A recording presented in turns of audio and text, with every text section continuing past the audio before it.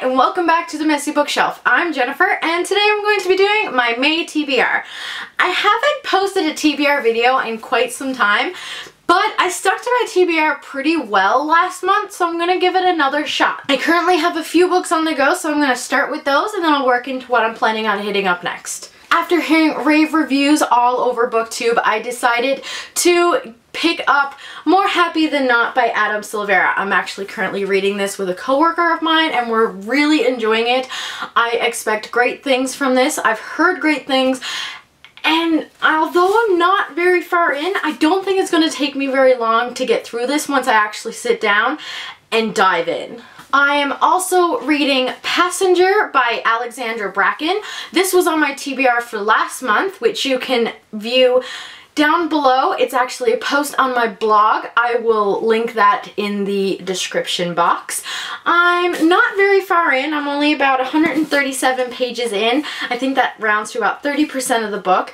I'm really enjoying it, but the chapters are kind of long, so it takes me a while to really get in. I always find that when chapters are really long, I tend to get bored of the book really easily, but at the same time, I'm really enjoying it. The next book that I'm planning on picking up is Run by Cody Keplinger. This is an ARC copy that I received through work, and this one comes out in June on the 28th, so I figured that May would be the perfect time to finally dive into this so I can get a review up in time.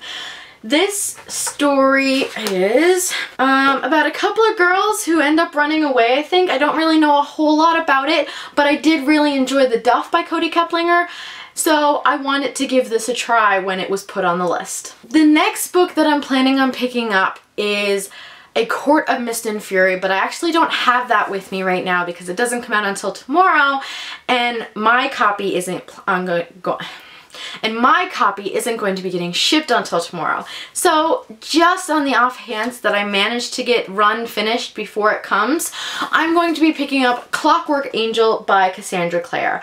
I've read up to City of Lost Souls in the Mortal Instruments series, and I'm told by a lot of people that I should start with the Infernal Devices before I hit up City of Heavenly Fire. So my plan is that over the summer I'm going to be caught up in time for Tales of the Shadowhunter Academy to come out in October, and then I'm going to hit up Lady Midnight. And the final book that I'm planning on reading this month is The Haters by Jesse Andrews. This book came out last month on the 5th of April, and he is the writer of Me, Earl and the Dying Girl, which I absolutely loved, so I'm really excited about this.